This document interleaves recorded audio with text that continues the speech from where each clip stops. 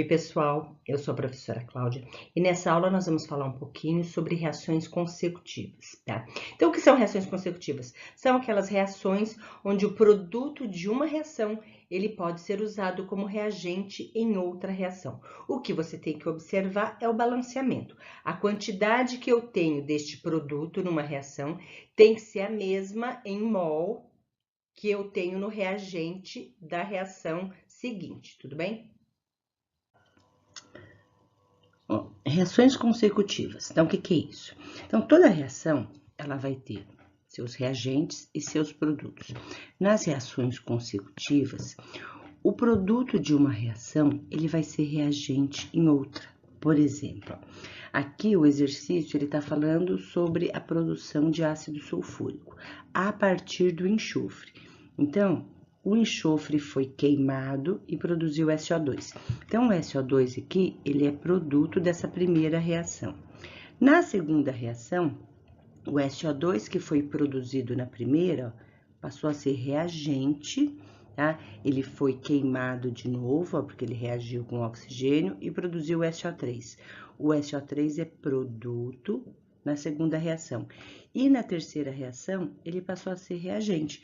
Então, são reações consecutivas porque os produtos que foram sendo obtidos foram sendo utilizados como reagentes nas outras. O exercício ele está perguntando qual é a massa de ácido sulfúrico produzido a partir de 8 toneladas de enxofre. Então, ele vai iniciar o processo com enxofre e ele quer chegar em ácido sulfúrico. Então, nós podemos transformar essas três equações em uma única equação. Como? Então, vamos fazer o desenho aqui da seta, que indica que houve a transformação. O que a gente tiver antes e depois da seta em quantidades iguais, a gente vai subtrair como se fosse um número. Então, veja, ó, antes da seta nós temos o enxofre. É o único lugar que tem enxofre aqui. Então, enxofre mais. Ó, olha o oxigênio. Tem um oxigênio aqui e aqui tem mais meio. Então, ó, 1 mais meio. Eu posso escrever esse 1 como sendo 2 sobre 2, tá? Então, eu vou ter 3 sobre 2 oxigênios. Então, aqui, ó, 3 meios de O2. Então, ó, oxigênio, oxigênio. O que mais que eu tenho antes da seta? Ó, eu tenho água. Só aqui que eu tenho água, não tenho em lugar nenhum mais. Então, eu tenho mais H2O. Agora, olha o que acontece com o SO2, ó, eu tenho um SO2 antes, um SO2 depois. Então, é como se eu fizesse 1 menos 1. Aqui o SO3, ó, eu tenho um antes da seta, eu tenho um depois da seta, também cancelou. E o que sobrou? Ácido sulfúrico, ó, depois da seta aqui eu tenho H2SO4. Tá? Então, eu já tenho a minha equação balanceada. Então, eu sei que a partir de 1 mol de enxofre, serão produzidos 1 mol de ácido sulfúrico. 1 mol de enxofre corresponde a 32 gramas, tá? E 1 mol de ácido sulfúrico são 98 gramas. Como ele vai partir de 8 toneladas, ó, então, 8 toneladas de enxofre vai me dar quanto de ácido sulfúrico? Então, eu vou multiplicar em cruz. Então, veja, ó, nesse caso, eu não preciso transformar a tonelada em grama, quer ver? Vamos multiplicar em cruz aqui, ó. 8 toneladas vezes 98 gramas dividido, ó, por 32 gramas, tá?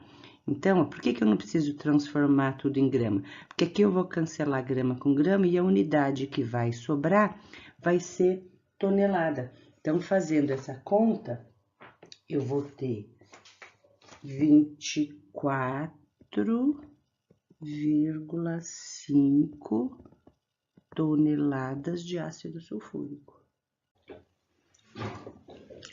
A produção industrial de metanol a partir de metano e a combustão do metanol em motores de explosão interna podem ser representadas respectivamente pelas equações 1 e 2. tá? Então, aqui é um caso de reações consecutivas, porque o metanol que é produzido na primeira, ele é consumido na segunda. Então, sempre que isso acontecer, você precisa ver se as equações estão balanceadas de acordo. Como assim? O que for produto na primeira equação e for usado como reagente na segunda, tem que aparecer na mesma quantidade. Aqui, ó, tem 4 mols dela, aqui só tem 1 mol. Então, vamos multiplicar aqui por 4 para ficar em quantidades iguais. Então, se eu multiplicar a segunda equação por 4, aqui vai dar 4, aqui também, aqui vai dar 4 CO2 e aqui 8 moléculas de água, tá? Então, vamos ver o que ele pede, ó. Supondo que o CO2 da reação representada em 1 provenha da atmosfera e considerando apenas essas duas reações, 1 e 2, responda se a seguinte afirmação é verdadeira. A produção e o consumo de metanol não alteraria a quantidade de CO2 na atmosfera. Então, veja, na primeira reação, ele está produzindo metanol. Na segunda reação, esse metanol produzido aqui está sendo consumido. Mas o que acontece com a quantidade de CO2? Então, vamos somar as duas equações para ver o que acontece. Então, você tem aqui, ó, na primeira você tem CH4, ó, 3CH4. Só tem CH4 aqui. Aí você tem água, ó, são 4 mols aqui e 8 lá. Então, vai sobrar 6 mols no final, tá? Você tem, ó, 4 metanol antes, 4 depois. Então, 4 menos 4, 0. Você tem oxigênio, ó, mais 4 O2. Não tem oxigênio em outro lugar. Agora, CO2, você tem 1 antes da seta e 4 depois. Então, vai sobrar 3 CO2 aqui, tá? Então, olha o que está acontecendo, ó. O metano vai queimar e vai liberar CO2. Então, ele está falando aqui que a produção e o consumo não altera a quantidade de CO2. Altera sim, ó, porque vai ser liberado CO2, tá? Então, essa afirmativa aqui é falsa. Então, vamos lá, mais um exercício. A floculação é uma das fases de tratamento de águas de abastecimento público e consiste na adição de óxido de cálcio e sulfato de alumínio à água. As reações correspondentes são as que seguem. Então, aqui, a primeira reação tem o óxido de cálcio reagindo com água, que vai produzir o hidróxido de cálcio. Na segunda reação, o hidróxido de cálcio reage com sulfato de alumínio. Então, vai dar o hidróxido de alumínio e sulfato de cálcio. Então, lembra, como é uma reação consecutiva, como é que a gente sabe? Porque aqui, ó, o produto de uma, que é o hidróxido de cálcio, está sendo usado como reagente na outra. Então, nós sabemos que as quantidades em mol tem que estar mesmo. Aqui eu tenho 3 mols desse, aqui eu só tenho 1. Então, eu vou acertar aqui, ó, vou pôr 3 aqui, 3 aqui e 3 aqui. Vou fazer o balanceamento em função de 3 mols. E aí, nós podemos somar as duas reações, tá? Então, ó, o hidróxido de cálcio antes e depois estão em quantidades iguais, então vai desaparecer. O que vai sobrar? Vai sobrar 3 mols do óxido de cálcio, mais 3 de H2O, mais, ó, sulfato de alumínio. Al2SO4, 3. São os reagentes. Produtos, ó. Nós vamos ter aqui o hidróxido de alumínio mais sulfato de cálcio, tá? O que ele está pedindo?